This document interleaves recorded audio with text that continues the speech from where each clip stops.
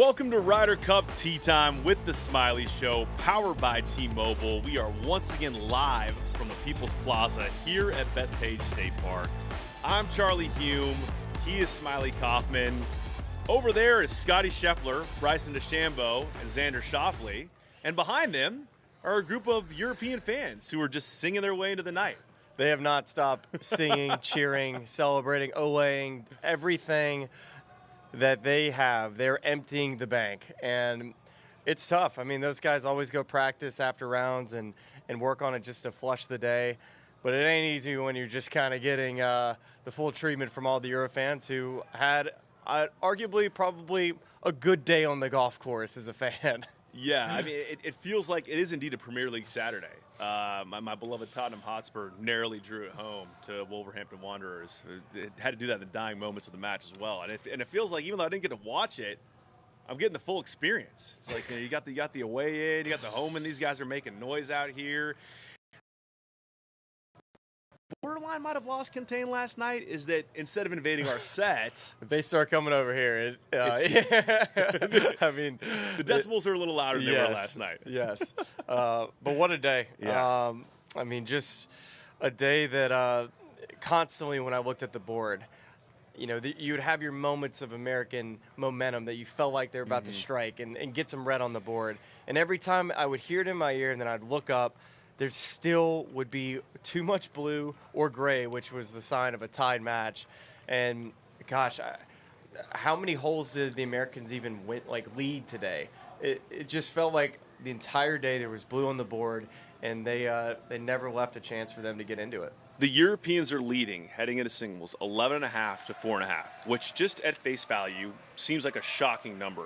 But looking at data golf, some of the numbers just kind of blew my mind. It's at 6 p.m., so there's still more data to calculate now. The United States was currently, at that point, was narrowly leading the cumulative strokes gained tee to green, which means that the Europeans had a 19-stroke edge on the greens and 16 strokes overall. I mean, Justin Rose on his own today gained 4.5 strokes gained putting in that final 4-ball match. It is truly insane to think, as bad as the scoreline looks, it's almost cliche to say, oh, they just made a lot of putts, but that is what they are doing. Well, a lot of mid-range putts too. You know, those putts that just keep momentum in a match, and just silence. You know, of course the ball striking was terrific for the Europeans, but you know, it's just the momentum putts that constantly fell for the Europeans. And gosh, the Americans, even when they bought a putt, the next hole, it was answered by something from the Europeans, whether it was a chip in, whether it was a made putt, or expert ball striking. There was always an answer. Of course, the pairings were, again, perfect. There was nothing wrong that Luke Donald has done this week at all. The chemistry from this team, it feels like this team has played multiple Ryder Cups together, like past Rome. You know, it's a difference between a team that has the experience versus a team that feels like is searching for answers. I mean, here's how good the pairings were, all of them. Luke Donald attempted to send Matt Fitzpatrick out with Victor Hovland in match 4 of foursomes. Victor Hovland hurts his neck. They plug in Tyrrell Hatton. That match comes down to the last hole. And Fitzpatrick hits an amazing shot out of a fairway bunker on 18, which this guy loves a fairway bunker on 18. And then all Tyrrell Hatton does is spin it back and knock his ball out of the exact same place, both which were given for birdie. So, I mean, truly, truly incredible stuff, no matter which pairing they threw out. Smylie, I'm going to ask you to put on 2 hats tonight, none of which you can find in the merch tent, unfortunately. Your optimist hat and your realist hat, okay? So let's start with the realist hat, right? We're Americans, we're impartial broadcasters, we're golf sickos. I think everyone involved in the Team USA setup, it's fair to say the plan they drew up this week is not how they envisioned it playing out. It is also exceptionally easy to Monday morning quarterback / captain, right? But what I'm going to do now is I'm going to give you 4 categories, okay? And I know we're not a math pod, we're a very bad math pod, but I want you to try to make me a pie chart, right? And I want you to assign to each of these categories a percentage as to how responsible they are for the American shortfall this week, okay? And the categories are captain's picks, course setup, format order, and pairings and or start-sit decisions. Well, before I get there, I mean, I think I first have to applaud just the brilliance of the European team. I mean, I think they've just played better. The pairings have been better. I would much more look at what the Europeans have done well. And yes, you can nitpick at some things that the Americans have done, and I would probably put the course setup at the top of that pie chart if I had to, because it just wasn't challenging enough. Bethpage is typically a very difficult golf course. The rough, it was not an issue whatsoever. There's, not one shot that hasn't been advanced to the green the entire week, and they had control on the golf ball because the greens were so soft. And even around the greens where they could have, lengthened the rough a little bit to where it's not so easy to get up and down. Even when you missed the green, the penalty was 0. So it's why you haven't seen any bogeys made from the Europeans this week, and it just turned into a putting contest. You can nitpick a little bit with the pairings, and especially when you see this afternoon Scotty and Bryson getting paired together.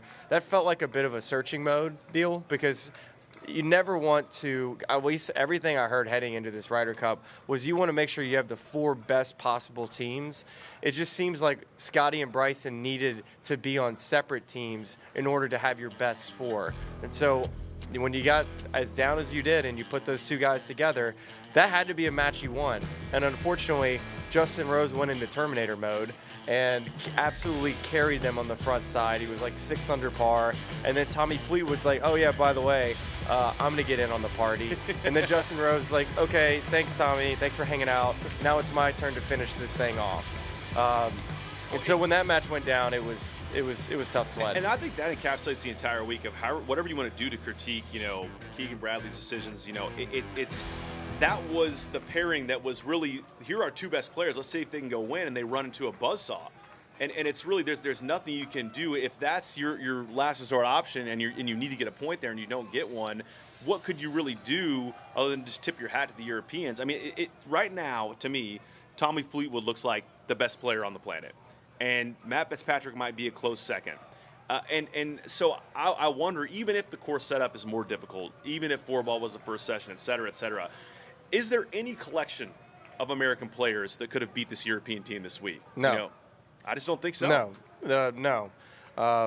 When you have your players like Rahm, McIlroy, Fleetwood, all playing at A+, and Scotty Scheffler and Bryson are playing at let's say they're playing at a B, but they're not getting help from their partners. And you got to remember too, if with those 3 guys that I mentioned from the European guys, they're the top end talent. If they have help along the way too, like a Justin Rose coming and just being an X factor, and then Hatton, who's arguably a top 5 player in the world when he's at his best. And he is making all the pressure pack putts that he's was able to do this week.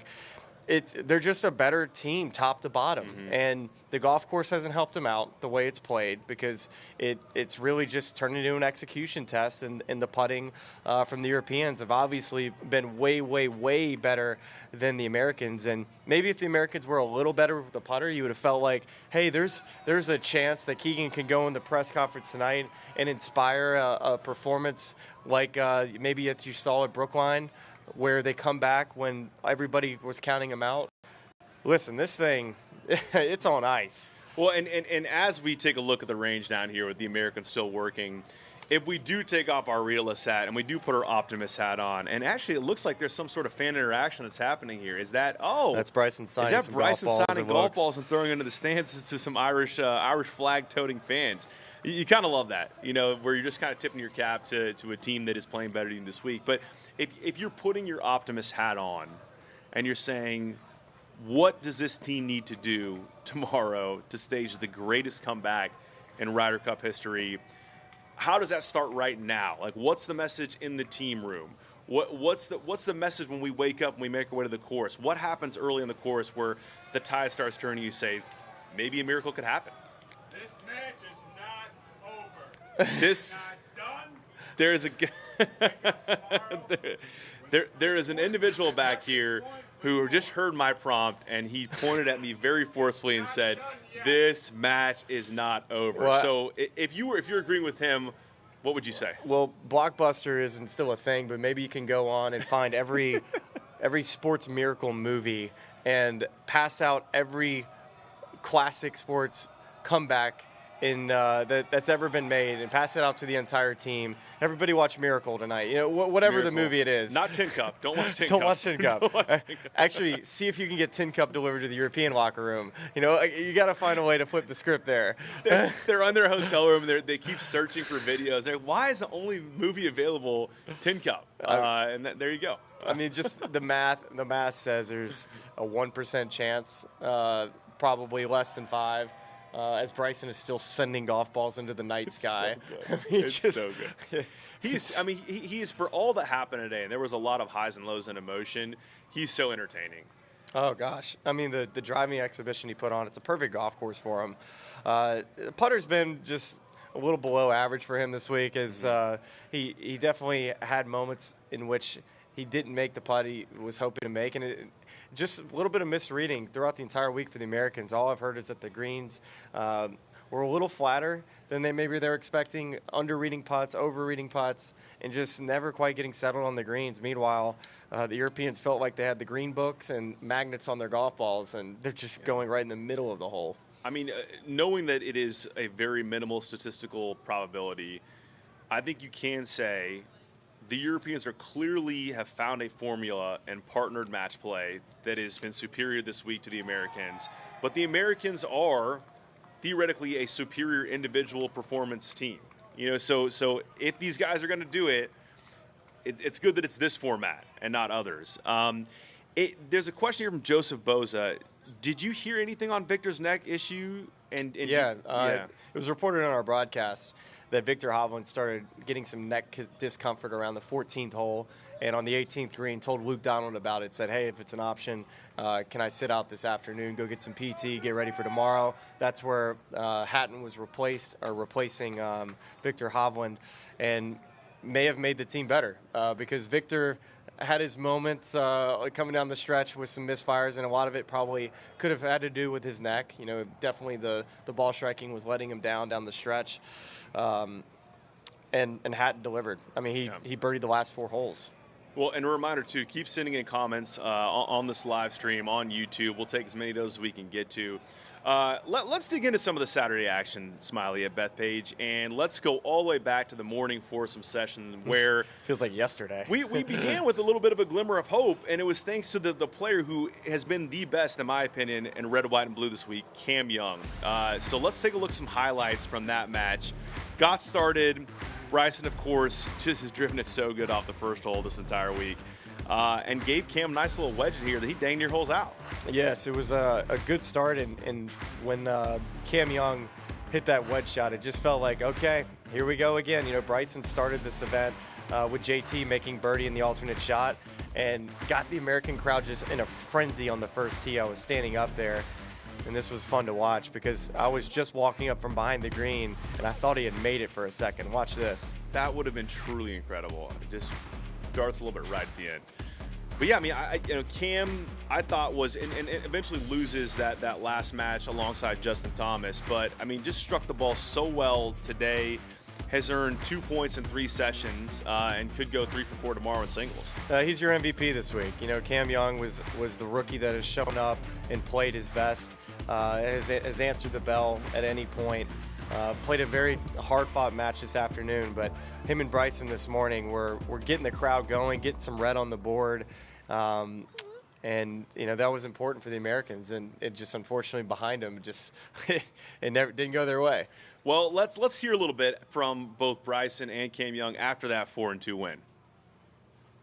Bryson, your captain, told me this morning today was a day to be fired up after a tough Friday. What mentality did you bring for Cameron, for your captain, and for your team? For our country, it was just pedal to the metal. Cam played unbelievable today. We struck it well. We executed when we needed to, and we just put the pressure on them all day. They struggled to get momentum, and when we had opportunities, we took advantage. Cameron, there's still a lot of blue on the board. How would you describe the confidence level of your team on this Saturday? Yeah, I mean, I think we played a bunch of great golf yesterday, and I'm sure today's no different. I mean, we're hearing that the boys behind us are playing really well, so we've got a great team, and we've got some work to do, but we've got full belief that we can do it.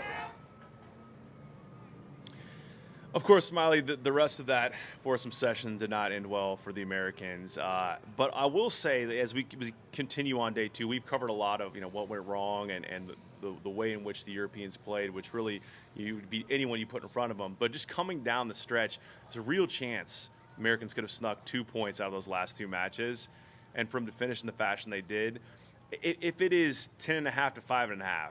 You feel How like much there's a different are you chance. feeling? You feel like there's a chance. I mean, Brookline was 10-6, right? Yeah. I felt like there was a chance if it got to 5.5. And that last match, flipping the opposite way, just completely took any chance, it felt like, for me, for the Americans to make a push. With 12 matches, of course, there's a ton of points out there. But, gosh, all these Europeans have played so well this week. And it's hard to find a way in which, you see 9 of these guys play poorly. You really, it's going to be hard to imagine that. Especially with the amount of players from the Americans that didn't get as many at-bats, too. You got players that haven't only played one match. Ben Griffin's out all day. Griffin's going to be 2 sessions this week. Ben Griffin and Rasmus Højgaard is going to be the 2-session guy on the European side. And then conversely, you're going to have 3 Americans who go 5 sessions, Scotty, Bryson, and Patrick Cantlay. And I'm spacing on the Europeans. I think it's Fleetwood, Rory, and Rahm. I think I have that right. We're going to go 5 sessions on the European side. Well, I thought that was a very good strategy from Luke Donald. Going this afternoon, it could have been easy to say, you know what, why don't we rest some of our guys for tomorrow, get ready for singles. Let's let Rory sit, or let's let Rahm sit. And I thought it was a very good lesson in when you got your foot on the gas, keep it on the gas, because it would have been so simple or easy to overthink the moment this afternoon thinking, it's just 4 points. Let's get our guys ready for tomorrow. And if the Americans go 3-1, it's fine. We're still in a great position. We would have taken that coming into the week. Instead, they came out, they put out their best, and they absolutely delivered, because winning that session 3-1 was what the bare minimum of what America needed to do this afternoon, and totally changed what tomorrow is now going to be like for all the players, which the Americans feel like they have no chance, and the Europeans are already thinking about, okay, how many cigars am I going to need for tomorrow night?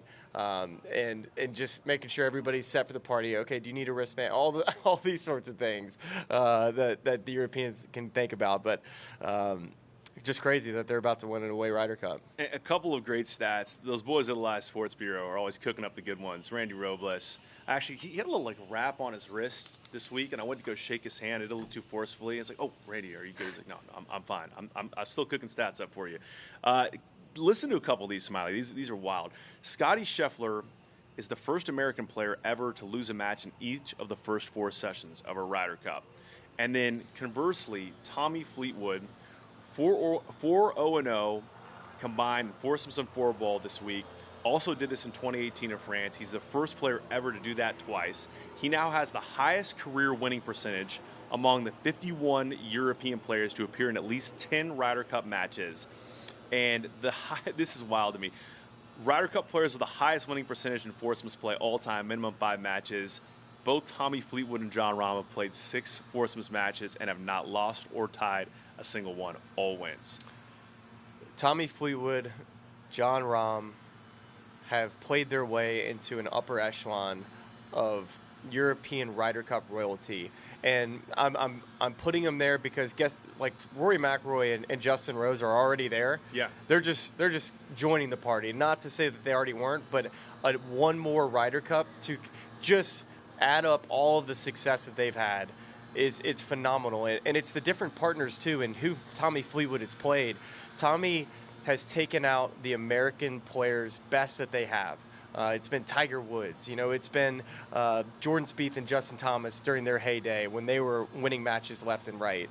Patrick Reed when he was playing his best in Ryder Cups. And Tommy Fleetwood has been the answer for this European team time and again. And it's not one player that wins Ryder Cup, it's 12.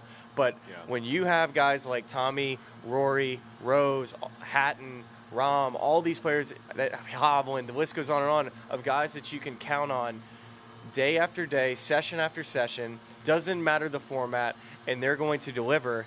It feels insurmountable because It's wild, too, because leaving Whistling Straits in 2021, the European Ryder Cup team was left for, they were left on the streets. They said they don't have a chance. Down. The American team is going to win the next 10 Ryder Cups. And here we are, 2 Ryder Cups later, where it feels like, how is America going to find a way to tear this thing inside out and start over for the next time around? Because clearly the planning, the decision making, the stats, the course setup is a huge advantage for the Europe side right now, and America seems to always be looking for an answer, while for the European team is always 2 steps ahead. Well, and I think as much of a bummer as it is, if you're an American fan, you should take some solace in what you just said there about where Europe was after Whistling Straits, that this feels bad right now, but you're not so far off it. You just have to find the right captain, the right set of strategy. I mean, Keegan's done a good job. You can nitpick some things like about the course setup and some deals, but I don't look at the U.S. team as much, because there isn't a U.S. team that could have beat this team. True. Yeah, no, I think I shouldn't necessarily say it in a negative way towards Keegan. I'm more so saying you're not as far off as you think you are. Yeah. You just kind of need to dial in some specifics and just learn from what the week gave you. Yeah. And it seems like Keegan's open to that, or whoever ends up in that captaincy role is open to doing that, so you can get right back in it. Especially when it feels like when we go over to Europe, the course setup matches the players perfectly. Yes. And it didn't feel like that was the case with this United States team, and that's my biggest complaint as an American of, man, can you imagine if we had Bethpage Black the way that I would have suited the American players, setup, where it's really more penalizing, and of course Mother Nature, you can't do anything about rain on Wednesday. True. But maybe planning for more rough at the beginning of the week would have at least made the driving just a little bit more challenging. Not that Tommy Fleetwood missed. I don't think he missed a fairway today. No, he missed 1 fairway today. But well, and even more evidence to what the Europeans did this week, because I feel like every time you found Tommy Fleetwood or Tyrrell Hatton, where whoever's calling the match, this is one of the worst lies I've seen all day, and then they throw it 6 feet from the hole. It's a dartboard. Nice little birdie look. It's amazing what they've done this week. So Smylie, it is time now for the T-Mobile Top 5. We're 3 days into this thing now. You know how this game works. We have 5 moments from today's competition. We're going to play them for you one at a time, and then you are going to rank these as we go and then review your performance once we get to the end, okay? So we are going to start in the morning in the foursomes competition. John Rahm on the 8th hole. Let's take a watch. I can already tell you this is going to be number 1.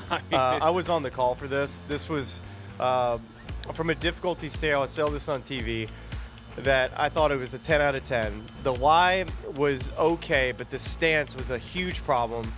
You're landing on a slight upslope there, but to make this shot, I can't tell you how unbelievable of hands you have to pull this off. Of course, the Americans were just left of the green chipping, which can free you up a little bit, but you heard him say this after the round. He was trying to just get this onto the green to give Hatton some type of look, and to walk away with a 2 there, where the Americans, I felt like, had an opportunity to flip that match to be winning heading into the 9th hole, and all of a sudden, the Europeans are 1 up heading into 9, and they never look back. So that's your number 1? It's number 1. Yes. Okay. I think that's fair. I think back-to-back days, John Rahm's circus shots end up at number 1 right out of the gate on this list. It's one of the best chip-ins I've ever witnessed. It's just so funny. It's like Tommy's played great this week. Justin's played great this week. John has all the circus shots nailed down this week. So, okay, we're debuting at number 1. We're now going to move to the afternoon. 4-ball, 8th hole, Justin Rose, rolling the rock. Let's watch this one. Here we go, right? Oh. Let's see. Here it is. All right. So this was a putt to win the hole. Everybody had already putted it out. Tommy Fleetwood had missed. And Justin Rose, this is for his, look at this. This was for his, on the 8th hole, he had only had 1 2-putt. And now there was a conceded situation on the 4th hole that he had for birdie, that he had a 20-footer, but he was forced to have to make it the eagle chip, so he gave it a run by. But regardless, he would have probably gotten up and down and still 1-putted. I asked Justin walking off the green, because I was walking away. I was like, wait, no. I got to go ask Justin if he knew he had made the putt. Because sometimes guys Jordan's the king of this. Sometimes guys think they've missed putts and they come out of their posture and start walking at it because, okay, I've missed it. And I was like, Justin, did you know you made it? He's like, oh, yeah. And so he said 4 feet out, knew I made it. And the swagger was off the charts there. That's like if that is indeed the case, that is like a top 5, maybe top 3 walk-in of all time, especially given the stakes. Yeah, the swag level definitely was up there. Where it goes on the T-Mobile top 5, because it's just a 20-foot putt, I'm going to probably go on the back end of this. Okay. I'm going to go with 4. The putt is definitely 4. The walk-in maybe is like 1A, 1B. Okay, so we got 4 for Justin Rose's walk-in. We're going to continue in 4-ball. We're going to continue in that same pairing that you were walking with to go to the 10th hole. Tommy Fleetwood from the fairway, I believe. Yes, it was. About 185 yards. Yeah, this was a whole wild sequence because Tommy was I believe he was first to play with Justin Rose, and he just gets up there, and I'm telling you, every iron shot that he has hit that I've watched this week. First off, I hadn't seen him miss hit a shot in the entire week, and Tommy hit this thing just unbelievably close. But Scotty Scheffler hits right after, hits the pin, and goes off the green. And that was like another example of even when the Americans have a follow-up shot to an amazing shot like Tommy Fleetwood, Scotty hits the pin and goes off the green. And, of course, they walk away losing the hole. And again, Europeans keep the momentum. For me, I saw Tommy do that way too much this week that it honestly was like a tap-in. When he gets 185 yards, like, oh, it'll be inside a 10-foot circle. So for me, that's 5. That's 5. Yeah. Even though I don't think I've hit a 185-yard shot that close this entire year. So nothing against you, Tommy. I think that's completely fair. Also, I feel like every time I looked up, I felt bad only putting a Justin Rose putt in, given the number of darts he threw, but then over the course of the day, he made more putts. There was really no way to fully encapsulate their brilliance on this top 5, so I think that's fair, those guys 4 and 5. We're going to jump ahead to 17. This was a pivotal putt for J.J. Spawn here. Actually, it was a pivotal tee shot on 17 for J.J. Spawn here because it resulted in edging a little bit closer. Let's watch J.J.'s tee shot on the 17th. Well, this was kind of an easy flag stick, I felt like, because if you pulled it, for a lot of righties, when you pull it, it goes a little bit further, which was helpful with a hole location that had this massive slope working its way to it. So you could use that slope to feed it there or take that aim. It wasn't a very hard shot today. Okay. But JJ likes to hit that fade, and I haven't seen this quite yet, but I remember he hit it. Oh wow, he just took that aim. Just stoned it. Just stoned it. Gosh, I wish I would have. Everybody seemed to hit good shots there, so I feel bad putting this at 3. But I'm gonna have to put it at 3. This is why we play this game. It's challenging because I don't know exactly what the 5 deals are. So I felt good about this list yesterday, but today I'm starting to airball. Well, and I tell you what.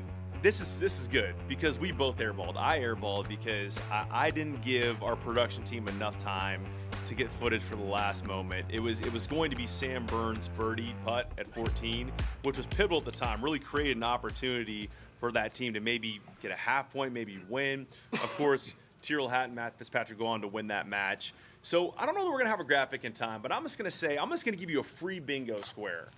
Just plug me in another moment at number 2 from the day. Just anything that you like from the day, any highlight. And we'll leave it blank, but you can just do it, and we'll enjoy it here on the show. Gosh, it was such a long day.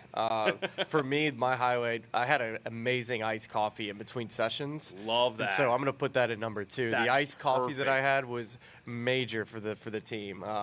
And other than that, you can just point to any European-made putt because it was countless ones that you could find. That's what a T-Mobile top 5. So there it is, Smiley's iced coffee. How about that? Look at the graphics team getting on in real time. So here's your T-Mobile top 5 from Friday or Saturday at the Ryder Cup is John Rahm's chip in, Smiley's iced coffee, J.J. Spawn's tee shot at 17, and then, of course, both Justin Rose and Tommy Fleetwood doing their thing. So, I mean, I feel like we brought it together there at the end.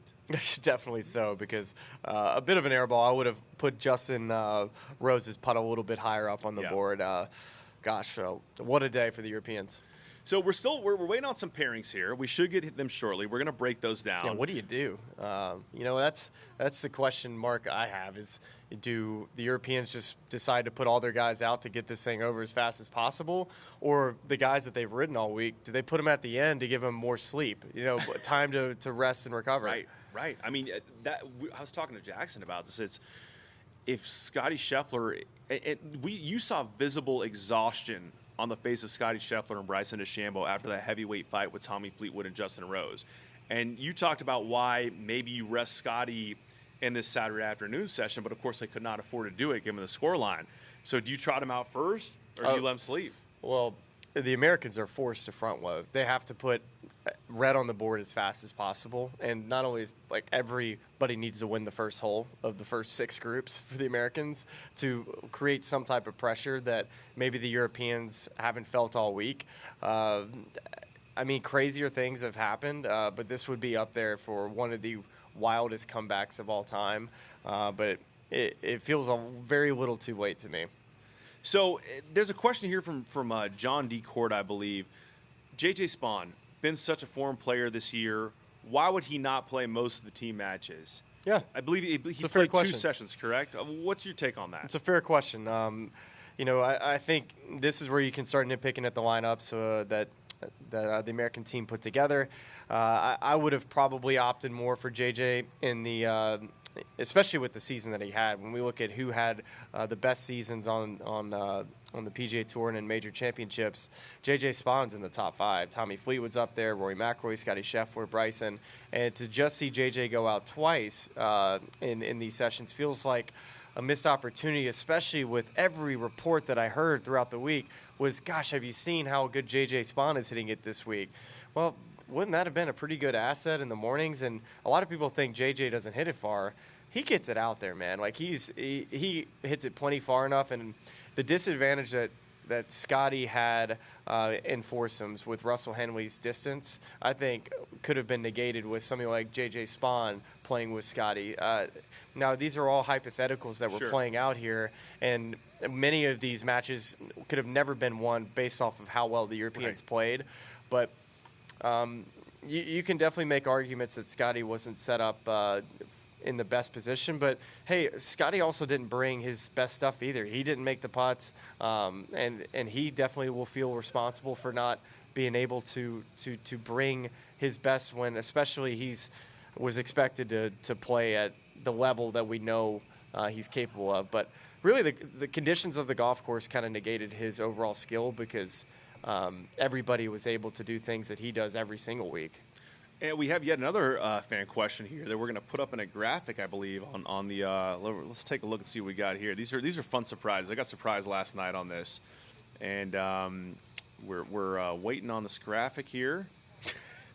Here it goes. It's coming up. Here we go. We're all waiting. This is called vamping in the business, man. You got to vamp. Yeah. This is. I'm. Here we go. Smylie, what's the toughest hole on the course? Oh gosh. What's the toughest hole on the golf course? I would say number 7.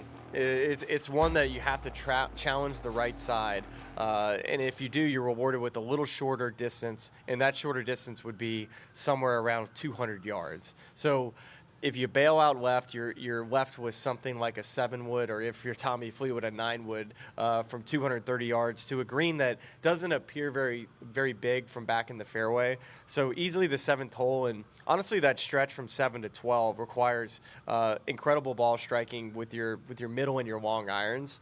And I've just seen it all week. The Europeans just have been hitting their long irons better, and the statistics heading into this Ryder Cup is that the Europeans were better with their long irons, and we found ourselves in long iron competitions too often on this golf course. It was just flip wedges, long irons, and I felt like that played into the Europeans' hands.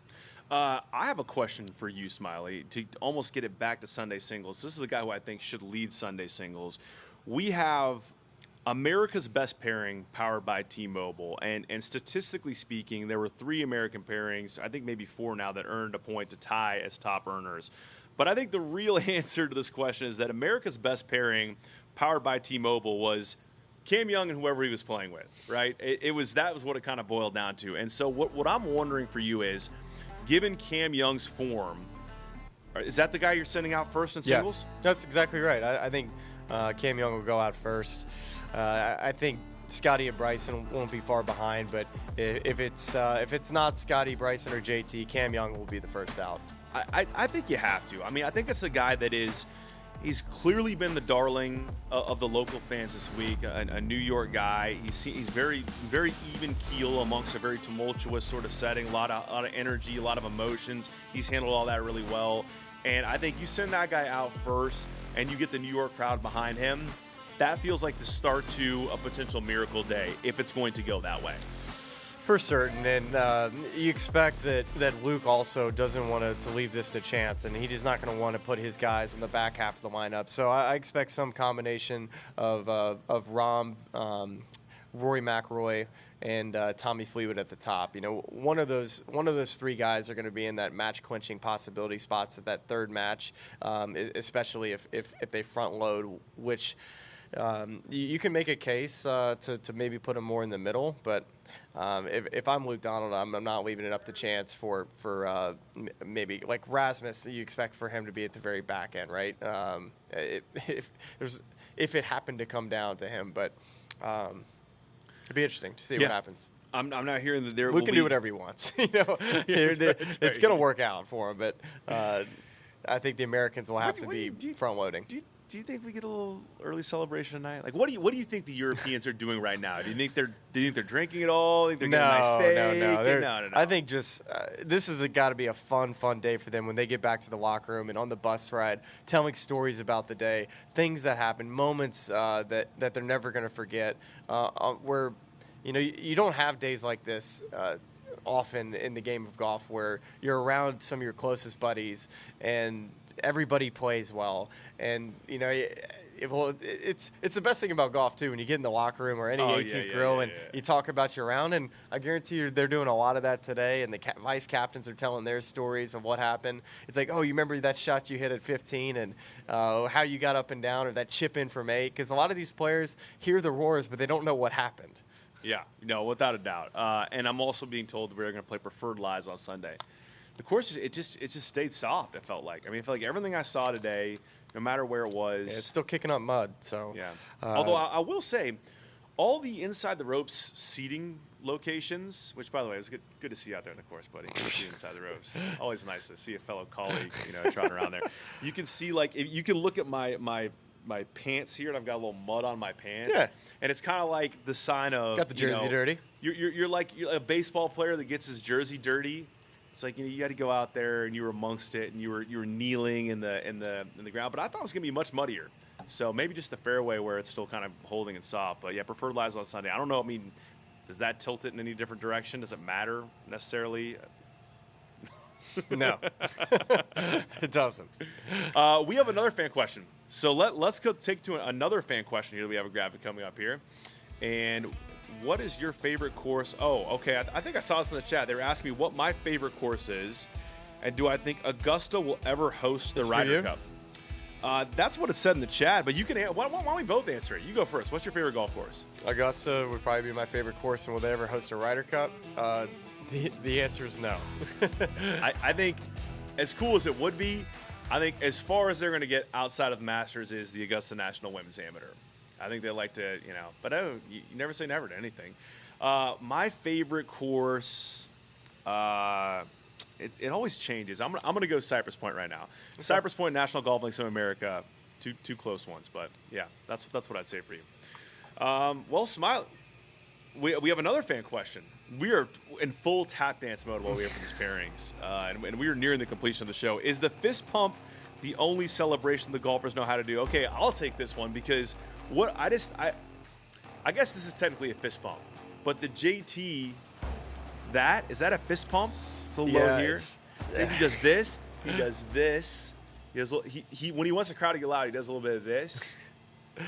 And then Justin Rose had one day it was good. He was just like, you make a putt, he'd be like, Yeah. What do you think I was going to do? Reminder, we're all golfers, and we don't get to really celebrate a ton, so you got to go with what you know. And sometimes it comes out really weird and awkward, but JT's got a lot of experience on celebrating in Ryder Cups. But, yeah, Rosie, he beats on his chest a lot. Yeah, like, I love me some What was your go-to on tour? What was your kind of emo? Yeah, a little side fist pump. A little side? Yeah, I love fist putting 10-footers for pars, Happen a lot. I like, when I'm playing the Hope Valley Men's League, which is a very high-level competition, it's when the putt's rolling in, it's just holding up just one time. Yeah, one time for bird. There you go. We'll tip the cap. Little tip. I like the JT tip cap. The tip is, yes, please. I like that. Well, Smylie, you can sleep in a little bit tomorrow, but you still can start your Ryder Cup mornings in a whole new way with T-Mobile Breakfast at Bethpage, a live pregame show hosted by Saturday Night Live's Colin Jost. I saw Colin Jost out there on the grounds. He was looking brolic. He had a nice, very fashionable shirt on. Yeah, the guy's yoked a little bit. It is streaming live right here on the Ryder Cup YouTube page, as well as RyderCup.com, the Ryder Cup app, and Peacock. This fan-first experience blends comedy, celebrity guests, and behind-the-scenes access powered by T-Mobile's 5G technology. It's a bit more like Brunch at Bethpage tomorrow. I should have read the script ahead of time because I mentioned that on the front end. Colin gets to sleep in until 10 a.m. Eastern. So good script reading by me, and let's hear from Colin right now.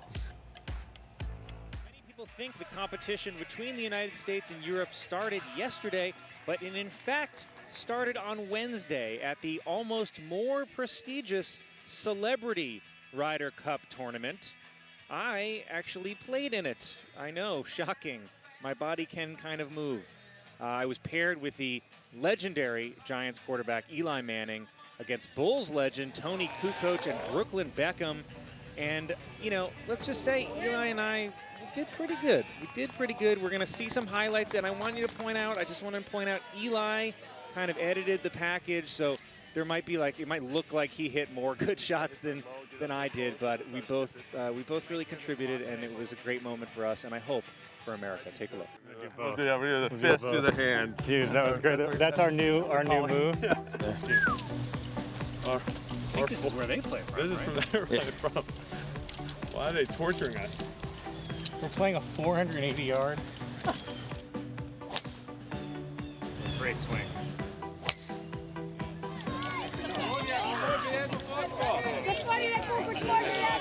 You got it, USA, let's go. We might need some room to operate. Yeah, a little room, a little space. I don't know how much you trust us. I like that half the highlights are just Eli making a putt or hitting a shot and me going, yes! 4 more minutes. There you have it, Smylie. Tune in for a little brunch with Colin tomorrow. I know that's not the official title of the show. I don't have my script in front of me, but you know what I mean. You know where to go. You also can go to RyderCup.com. If we do not get the pairings in time, that is where, of course, you can find those pairings tomorrow for the Sunday singles matches. We're still fingers crossed here. It could come in any moment now. But in the event that they don't, that is where you can find them. Tune in right there, RyderCup.com to get those pairings. Should we look ahead to Adair Manor? Want to do a little brief look ahead to Adair Manor? Yeah.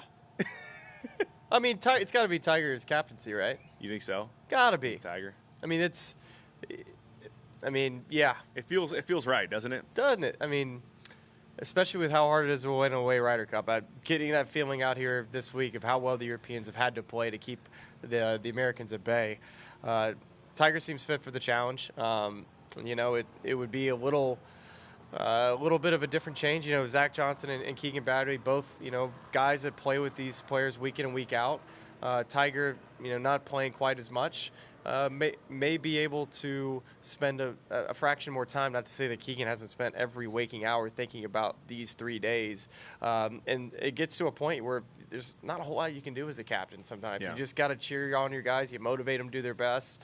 And unfortunately for the vice captains and captains this week, there's just not a whole lot that they can do more to motivate their players. Just keep going, and it got so deflating for them out there. I felt bad for Scotty walking down the fairways because it's just, they can't buy a putter, and then, they get momentum, and then they lose it. And it was that tug of war for 2 straight days.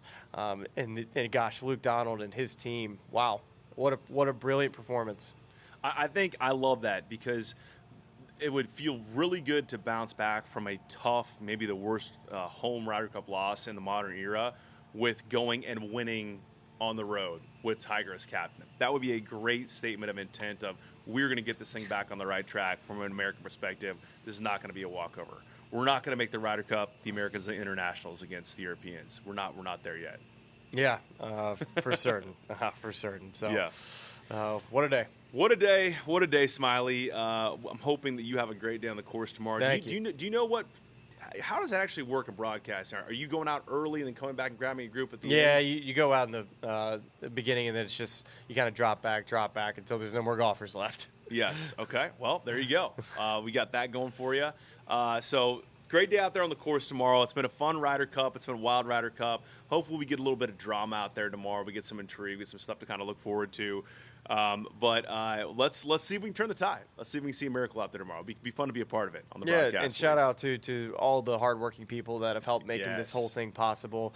What a great crew if you've been back with here. us all week, it's been late nights and it's been a lot of fun providing this coverage for everybody. And as much as I love the Ryder Cup and those of you watching, it really is a special week, and we appreciate you guys tuning in to our insights, which. Pretty fun, right? We had a good time. A ton of fun. Big thanks to the PGA of America. Big thanks to T-Mobile. Great supporters of what we're doing here. Salute to the boys back in the control room in Frisco. Thanks, guys. Thank you so much for watching Ryder Cup Tee Time with the Smylie Show, powered by T-Mobile. That's all we got. Have a great night and enjoy Sunday singles at the Ryder Cup tomorrow.